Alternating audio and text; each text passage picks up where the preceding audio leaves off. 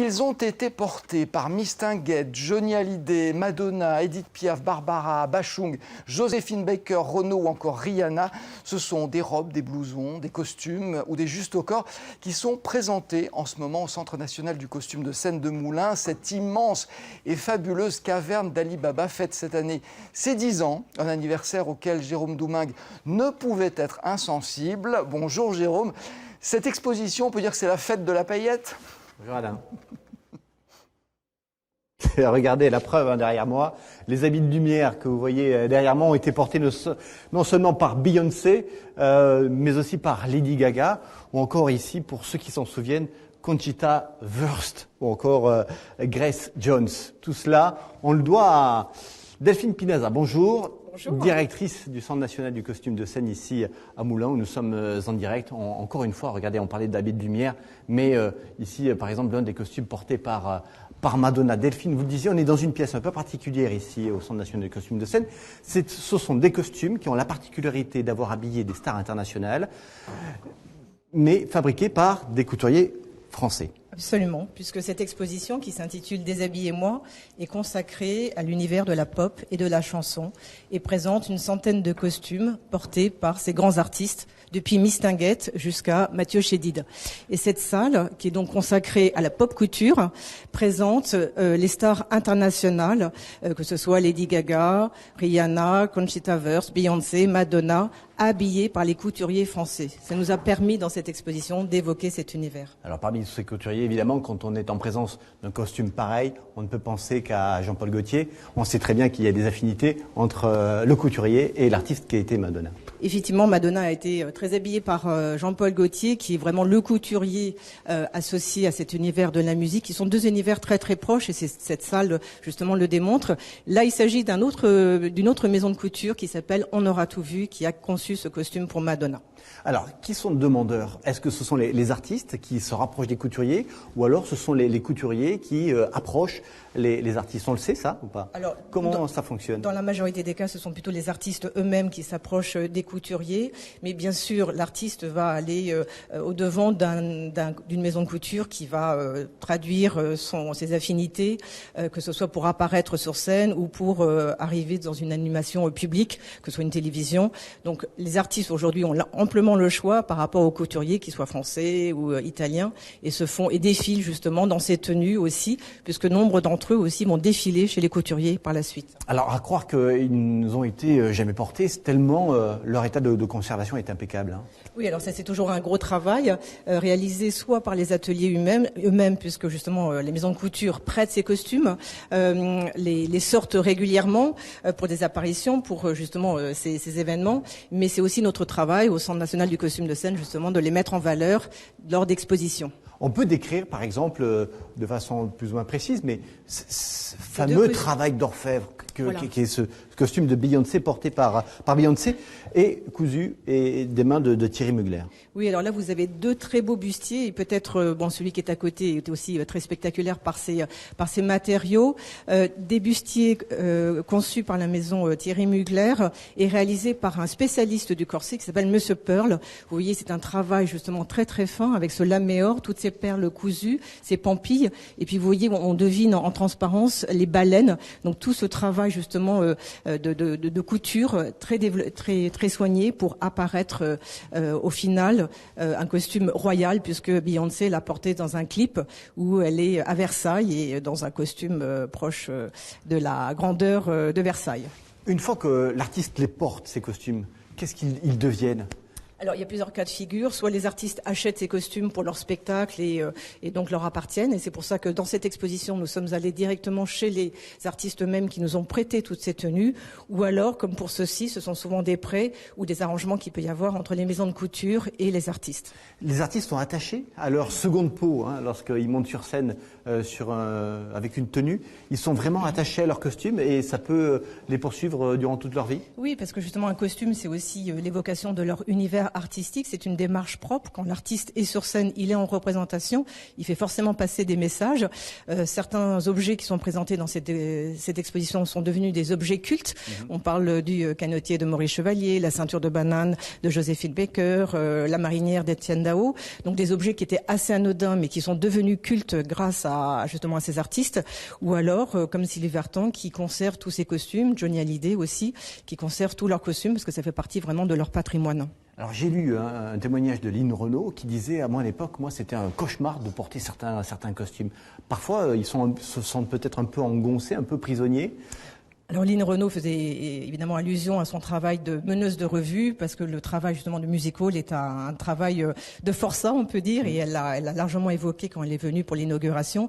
C'est vrai que le musical, vous avez les perles, les strass, les plumes, il faut descendre le grand escalier, il faut sourire, il faut chanter en même temps. Donc là c'est un travail physique exceptionnel qui est pas le même que celui de la chanson.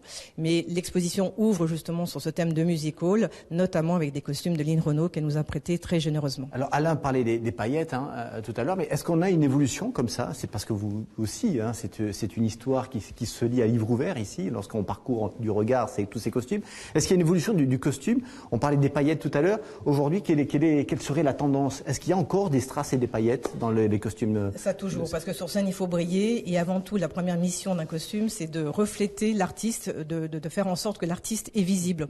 Donc, les matériaux ont évolué, évidemment.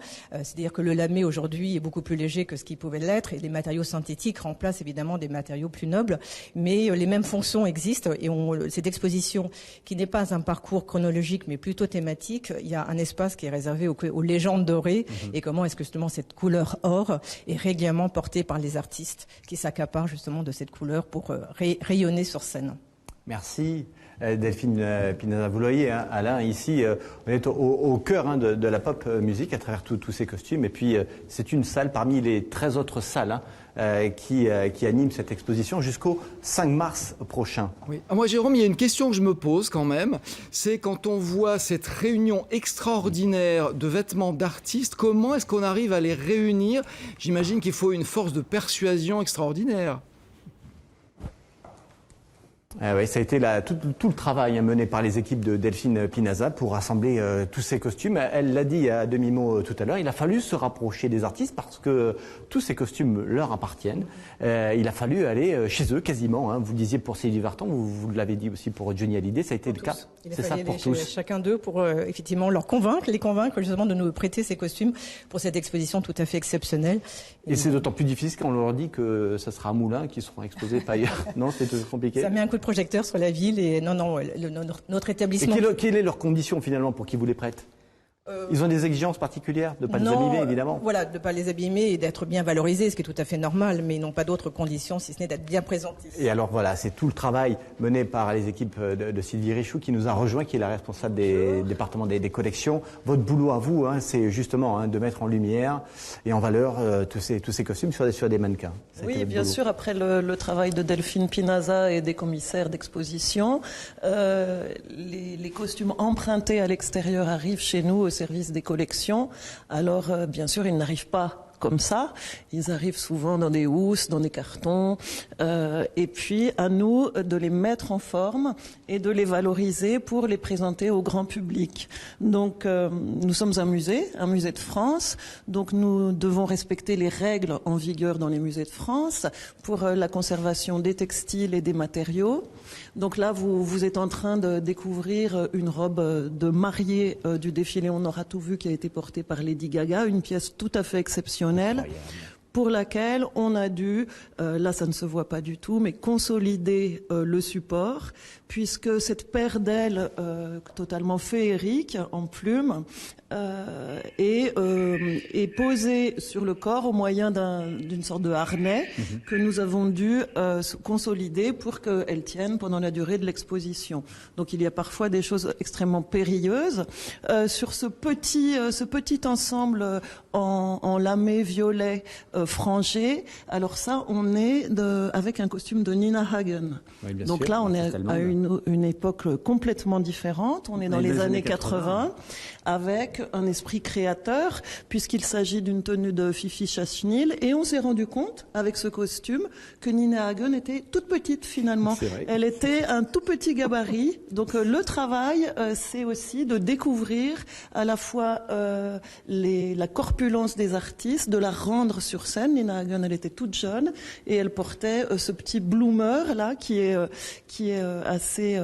assez spectaculaire. Alors, c'est l'occasion pour ces vêtements de ressortir un peu des placards et de leur vestiaire où ils pourraient être oubliés, parce que vous leur donnez une petite seconde jeunesse, là. Bien sûr, nous, on les traite. Bon, là, on a la chance pour une exposition comme ça. Là, on est dans une salle très contemporaine, d'avoir des choses en très bon état, mais on a souvent des costumes anciens. C'est le cas, vous verrez dans les vitrines musicales, avec les tenues de Miss Tinguette ou de Joséphine Baker, d'œuvres extrêmement fragiles qui ont traversé le temps et auxquelles il faut faire très attention.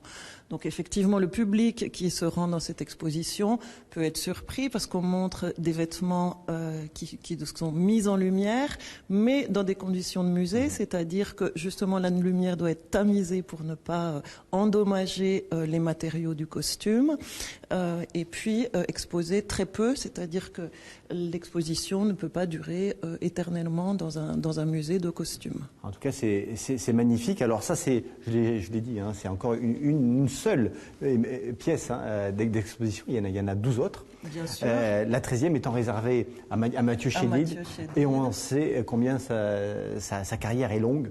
Voilà, et lui conserve vraiment tout voilà, depuis ses débuts à aujourd'hui. Pour Mathieu Chédid, Delphine Pinaza a travaillé de manière très très proche avec lui pour reconstituer dans cette grande salle finale l'évolution de sa garde-robe au long de toute sa carrière. Et nous avons, nous au service des collections, pour la mise en scène en accord avec le scénographe, pour l'exposition de l'ensemble des costumes de Mathieu Chédid, fait un travail qui s'ajoute à celui du musée, qui est un travail plus de mise en scène, en recréant toutes les coiffures de Mathieu Chédid d'une manière assez spectaculaire, comme si des clones... Alors ils sont venus, les artistes sont venus, et ils ont été éblouis par le travail que vous avez réalisé très, très rapidement. Quelle aurait été leur réaction ? En général, c'est beaucoup d'émotions. Je crois qu'il a été ému. Hein. Oui, en général, c'est beaucoup d'émotions.